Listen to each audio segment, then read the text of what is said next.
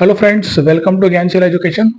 तो दोस्तों, जैसा कि आपको पता ही है कि एसएससी सीजीएल 2024 का जो टीयर वन है वो लगभग 50 दिन में, अगर हम आज से काउंट करें तो 50 दिन के आसपास हमारे पास में बचे हुए हैं। 50 दिन के बाद आपका टीयर वन स्टार्ट हो जाएगा।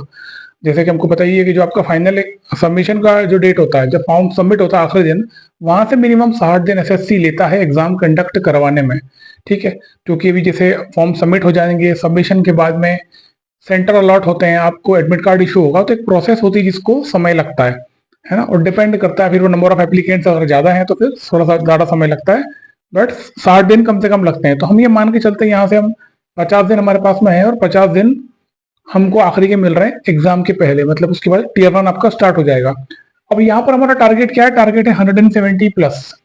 अब बहुत सारे बच्चों में ना ये मन में रहता है कि हम तो टीयर वन की तैयारी कर रहे हैं और टीयर वन क्वालिफाइंग है, तो हम इसमें ज्यादा स्कोर क्यों करें? मतलब मान लो कि हम बाउंड्री पे भी क्लियर कर लें तो उसमें नुकसान क्या है? एक बात ध्यान से समझ लो दोस्तों, अगर आप टीयर वन का एग्जाम दे रहे हो तो वो प्रीलिम्स जो है ना, वो मेंस का ही सिलेबस है। कोई फर्क नहीं रह गया। अगर आप टीयर वन की एग्जाम दे रहे हो तो जो क्वेश्चंस, जिस प्रकार के क्वेश्चंस, जो सिलेबस टीयर वन का है वही सिलेबस टीयर टू का है। तो अगर आप टीयर वन में अच्छा परफॉर्म करते हो तो कहीं ना कहीं वो परफॉर्मेंस आपका रिफ्लेक्शन होगा टीयर टू की परफॉर्मेंस का। तो ये गलती बिल्कुल नहीं करना है कि हम केवल क्वालिफाई करें टीयर वन को। आपका डेफिनेटली ये टारगेट होना चाहिए कि आप टीयर वन में 170 के ऊपर स्कोर करें। आपको इसका बेनिफिट मिलेगा मेंस एग्जाम में, यानी कि टीयर टू में। ठीक है, तो इसी में वीडियो में बात करने वाला हूँ। बहुत अच्छी चीजें हैं, 4 अलग अलग चीजें मैं आपको बताने वाला हूँ जो कि आपको बहुत हेल्प करने वाली है ना आने वाले 50 दिनों में। ठीक है, तो पूरे वीडियो पूरा ध्यान से देखना, ये बहुत आपको हेल्प मिलने वाली है इसमें।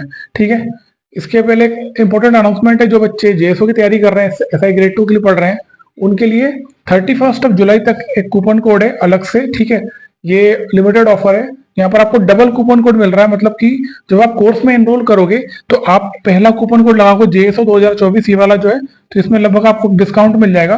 फिर उसके बाद वहीं पर आप एक और कूपन कोड लगाना सीजीएल 2024, तो आपको एक और डिस्काउंट हो जाएगा। ठीक है, तो डबल डिस्काउंट है, डबल कूपन कोड है। तो ये लिमिटेड ऑफर 31 जुलाई तक है। अगर आप इसमें एनरोल करना चाहते हो कोर्स में, अगर आप जेएसओ के लिए एलिजिबल हो या एसआई ग्रेड 2 के लिए एलिजिबल हो। जेएसओ में लगभग 725 वैकेंसीज हैं, और एसआई ग्रेड 2 में जो आरटीआई का रिप्लाई आ रहा है वहां से मालूम पड़ रहा है कि 85 वैकेंसीज हैं। तो दोनों को मर्ज करोगे तो वैकेंसी बहुत अच्छी है, अच्छी अपॉर्चुनिटी है। और अगर आप इसकी तैयारी अभी से स्टार्ट करना चाहते हो तो कंप्लीट सिलेबस हमारे पास में अवेलेबल है, और ये कूपन कोड है। दोनों कूपन कोड अलग अलग लगाना।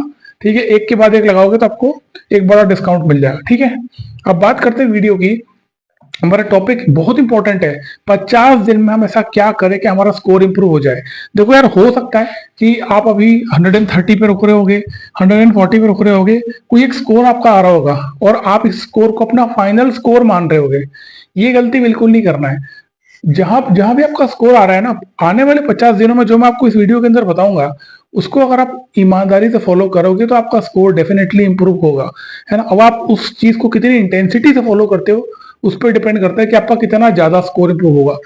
कईयों को लग रहा है कि 140 हो गया तो हमारा यही टिक जाएंगे, हम मैक्सिमम 5-10 नंबर बढ़ा पाएंगे। ऐसा कुछ नहीं है। अब अगर आप चाहो तो यहाँ से आप 25 से 30 नंबर का जंप भी दे सकते हो, बहुत बड़ी बात नहीं है। ठीक है, बस आपको कुछ चीजों का ध्यान रखना है। तो सबसे पहला काम क्या है? Keep record. अब इसका मतलब क्या हुआ? देखो, क्या होता है जनरली हम जब पढ़ाई करते हैं, आज से 1 साल पहले आपने पढ़ाई स्टार्ट की या 9 महीने पहले स्टार्ट की है, तो जब भी आप पढ़ते हो ना, आप जो भी आप पढ़ रहे हो उसको रिकॉर्ड मेंटेन नहीं कर रहे हो। मेरा आपको हमेशा से कहना है कि जब भी आप पढ़ाई करते हो तो आप एक एक वर्ड भी आप जो पढ़ रहे हो ना उसका रिकॉर्ड मेंटेन करो, मतलब कि उस पढ़ाई को ऑर्गेनाइज कर लो। ऐसा क्यों करना है? क्योंकि जब आप कोई चीज पढ़ लेते हो और उसको आप रिकॉर्ड मेंटेन नहीं करते तो आपको रिवीजन का मौका नहीं मिल पाता है उसको। आपने पढ़ तो लिया था एक बार, आपको आता तो है, बट आपने उसको रिपीट नहीं किया, और जिसकी वजह से एग्जाम के अंदर कोई क्वेश्चन आता है तो आप वो आपका माइंड में स्किप हो जाएगा। आप क्वेश्चन को देखोगे, आपको लगेगा कि क्वेश्चन बनना चाहिए लेकिन वो नहीं बना, और एट द एंड क्या होगा? एग्जाम के हॉल के बाहर निकलोगे और ये देखोगे कि यार ये क्वेश्चन तो अटेम्प्ट हुआ ही नहीं जबकि आता था। तो यार मेरा ये कहना है कि जो कुछ भी टिल डेट आपने जो कुछ भी पढ़ रखा है उसको ऑर्गेनाइज कर लो। ठीक है ना, अब ऑर्गेनाइज कैसे करना है, मतलब कि कोई कॉपी आपके पास में वो होगी या बुक्स होंगी, जो भी है, हर चीज को इकट्ठा कर लो, उसको कैटेगराइज करके ऑर्गेनाइज कर लो। स्टडी मटेरियल जो है ना, वो आपका ऑर्गेनाइज होना चाहिए। ऐसा नहीं होना चाहिए कि एक चीज कहीं और रखी है, एक चीज कहीं और रखी है। ये अभी मैं इसलिए कह रहा हूँ क्योंकि अभी समय आ चुका है रिवीजन का, जो कि अगला पॉइंट है। ठीक है, यहाँ पर आपको अगर ऑर्गेनाइज आप चीजें कर लेते हो, रिकॉर्ड अपना मेंटेन कर लेते हो, तो आपके लिए काफी चीजें आसान हो जाती है। इसके बाद सबसे इंपॉर्टेंट चीज आता है आपका इफेक्टिव रिवीजन।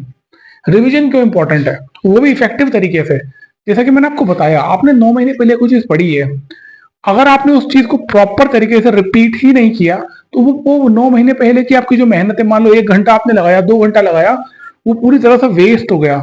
और इस चीज को बच्चे समझते ही नहीं है। मैं आप ये चीज सालों साल से देख रहा हूँ बच्चों में।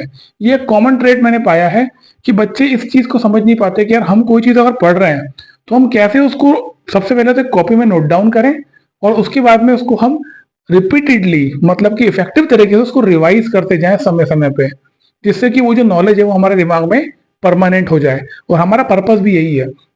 आप जो भी पढ़ रहे हो वो पढ़ना इंपॉर्टेंट नहीं है। मेरे को बहुत सारे बच्चे बोलते हैं, फोन पे बोलते हैं या मैसेजेस से बोलते हैं कि हमने सिलेबस तो खत्म कर लिया, फिर भी मॉक में नंबर नहीं आ रहे हैं, है ना। सिलेबस पूरा खत्म कर लिया, ये क्लेम किया जाता है। और जेन्युइनली बता रहा हूँ, बहुत सारे बच्चे ऐसे होते हैं जो कि सिलेबस कंप्लीट टाइम पे कर भी लेते हैं। सिलेबस, नो नो डाउट, उनका 95% सिलेबस कंप्लीट होता है, फिर भी जो उसका स्कोर आ रहा होता है वो 55-60% पे टिक जाता है। ऐसा क्यों होता है? तो देखो यार, अगर आप सिलेबस पूरा कर भी ले रहे हो, है ना, तो वो सफिशियंट नहीं है। सिलेबस कंप्लीट करना सफिशिएंट नहीं है। सिलेबस कंप्लीट करने के बाद में उसका रिपीटेटिव रिपीटिशन होना जरूरी है। आप प्रॉपर तरीके से उसको रिवाइज कर रहे हो, वो ज्यादा आवश्यक है। ठीक है, तो सिलेबस कंप्लीट कर लिया, लेकिन जो भी आपने पढ़ रखा है उसका एक इफेक्टिव रिवीजन होना बहुत जरूरी है। जितना अच्छा आप रिवीजन करोगे, मेरा विश्वास करो, उतना ही अच्छा आप कंफर्टेबली एग्जाम देने वाले हो। देखो बहुत फर्क पड़ता है। दो बच्चे हैं, दोनों बच्चों ने सिलेबस खत्म कर लिया, लेकिन एक बच्चे ने अच्छा रिवीजन किया, दूसरे ने अच्छा रिवीजन नहीं किया है। ये जो बच्चा जिसने अच्छा रिवीजन किया है, ये एग्जाम हॉल में ना बहुत ही कंफर्टेबल तरीके से एग्जाम देने वाला है। और ये जो बच्चा जिससे रिवीजन ढंग से नहीं है, ये स्ट्रेस में एग्जाम देगा। क्यों? क्योंकि इसने पढ़ तो सब रखा है, लेकिन स्ट्रेस में होगा, क्वेश्चन आ रहा है तो स्ट्रगल कर गया क्वेश्चन से। और जो बच्चा रिवीजन अच्छा करता है ना, उसको अच्छी तरह पता होता है कि मैं बहुत ही कंफर्टेबली आराम से एग्जाम दूंगा। और ये अपने आप में एक एडवांटेज होता है। अगर आप एग्जाम में देखेंगे तो मान लो अब टीयर 1 की बात करें, क्वांट की बात करें, तो 25 में से 1-2 सवाल तो ऐसे आ जाएंगे जो आपको परेशान कर सकते हैं। तो अगर अगर दो परेशान कर भी रहे हैं, सबको परेशान कर रहे हैं वो सवाल, तो बाकी के जो 23 सवाल हैं, वहां पर आपको बहुत कंफर्टेबल होना पड़ेगा। तो बाकी के 23 क्वेश्चन में आप जितना कंफर्टेबल होगे ना, उसी पे डिपेंड करेगा कि जो बाकी के जो 2 सवाल हैं, जो कि कठिन सवाल हैं, उसमें आप कितना अच्छा आउटकम निकाल के लाके दोगे। तो ये बहुत इंपॉर्टेंट है। अच्छे से रिवीजन करो, रिवीजन की अपनी एक स्ट्रैटेजी बनाओ। आपका दिन की शुरुआत ही रिवीजन से होना चाहिए। बहुत से बच्चे को समझ में नहीं आता रिवीजन करना कैसे है। मैं आपको सिंपल तरीका बता देता हूँ। रिवीजन करने का सबसे बढ़िया तरीका है, जो भी आपने पढ़ रखा है, आपको केवल 2 बार रिवीजन करना है। सबसे पहले आप उठते हो ना, विदाउट एनी सेकेंड थॉट, आप सबसे पहले वो जो आपने पढ़ा हुआ उसको रिपीट करना शुरू कर दो। उठते से सबसे पहला काम आपको यही होना चाहिए। क्योंकि सुबह सुबह क्या होता है ना, माइंड आपका फ्रेश होता है। सुबह सुबह आपके दिमाग में कुछ भी पुराना चीज नहीं है, मतलब कि एकदम नयापन रहता है। तो उस समय पे पुरानी चीजों को चैनलाइज करना बहुत आसान होता है। तो वो जरूर करो। सुबह उठते से सबसे पहले रिवीजन करना है, और फिर जब आप सोने जाते हो वहां पर आपको रिवीजन करना है। ठीक है, तो 2 times a day revision very important. अगर ये आप करते हो तो मेरा विश्वास करो आपको बहुत हेल्प मिलने वाली है, और चीजें आपके लिए आसान हो जाएगी। मैं आपको फिर से कह रहा हूँ कि अल्टीमेटली हमारा पर्पस क्या है। एग्जाम हॉल में अगर आप बैठे हो, 1 घंटा बैठे हो, तो 1 घंटा इतना कंफर्टेबल तरीके से पेपर दो कि आपको पता ही ना चले कि आप पेपर दे रहे हो। पेपर जो है ना, नेचुरली सॉल्व होना चाहिए, ना कि स्ट्रेस से या परेशान होकर के या एफर्ट लगाना पड़े। दोनों में बहुत फर्क होता है। ठीक है, तो ये इंपॉर्टेंट चीज था, इफेक्टिव रिविजन। अब आते हैं मॉक टेस्ट। एक बहुत इंपॉर्टेंट पार्ट है। जब आप प्रिपरेशन करते हो, तो आपको ये कैसे पता चलेगा कि आपने कितनी प्रिपरेशन कर ली, या आपकी प्रिपरेशन जो है वो राइट डायरेक्शन में है कि नहीं है। और ये बहुत ही इंपॉर्टेंट फैक्टर होता है जिसको बच्चे इग्नोर करते हैं। राइट डायरेक्शन, प्रिपरेशन जो है अगर राइट डायरेक्शन में नहीं है, तो फिर तो वही है कि आप मेहनत किए जा रहे हो, अल्टीमेटली आउटकम आना ही नहीं वाला, क्योंकि आपकी डायरेक्शन ही गलत है। मेहनत करना इंपॉर्टेंट नहीं है, राइट डायरेक्शन में मेहनत करना इंपॉर्टेंट है। और यहाँ पर रोल प्ले करता है मॉक टेस्ट। ठीक है, अब बहुत सारे बच्चे एक गलती करते हैं। यहाँ पर मैंने काट के रखा है मॉक टेस्ट मार्क्स। मार्क्स को मैंने काटा हुआ है। जब भी आप मॉक टेस्ट लगाते हो, तो आपका सिर्फ और सिर्फ एक मात्र पर्पज होना चाहिए, वो होना चाहिए एनालिसिस। क्यों? क्योंकि एनालिसिस जब आप करते हो मॉक टेस्ट का तो आपको वो आपकी एक प्रकार की मिरर इमेज बना के देता है। वो आपको ये बता देता है कि आप कहाँ स्टैंड कर रहे हो कंपटीशन में। जब आप मॉक टेस्ट का एनालिसिस करते हो तो आपको ये पता चलता है कि कौन से आपके स्ट्रॉन्ग एरियाज है, कौन से आपकी वीक एरियाज है। दोनों में वो डिफरेंशिएट करना आपको सिखा देता है। एक गलती जो बच्चे अमूमन करते हैं एग्जाम के ठीक पहले भी, कि जब वो मॉक लगा रहे होते हो ना तो इसमें जो मार्क्स आ रहते हैं उस मार्क्स को अपने फाइनल मार्क्स मान लेते हैं। ये गलती बिल्कुल नहीं करना, ठीक है? ये गलती आप बिल्कुल नहीं करोगे। जो भी मार्क्स आपके आ रहे हैं आने दो, उससे फर्क नहीं पड़ रहा है, क्योंकि अभी आपके पास में 50 दिन हैं। अगर आपके पास में एग्जाम की प्रिपरेशन के लिए टाइम बचा हुआ है तो फिर जो मार्क्स आ रहे हैं उसका मतलब वो कि फाइनल मार्क्स नहीं है। जो भी मार्क्स आपके आ रहे हैं वो एक टेम्पररी मार्क्स हैं। उस नंबर को इंप्रूव किया जा सकता है, क्योंकि इंप्रूव करने के लिए आपके पास में टाइम बचा हुआ है।